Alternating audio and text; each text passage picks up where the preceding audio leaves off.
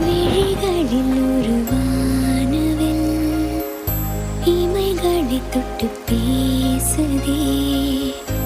இது என்ன புது வானிலை?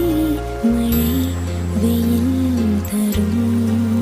உன்னிடம் பார்க்கிறேன், நான் பார்க்கிறேன் என் தாய் முகம் அன்பே.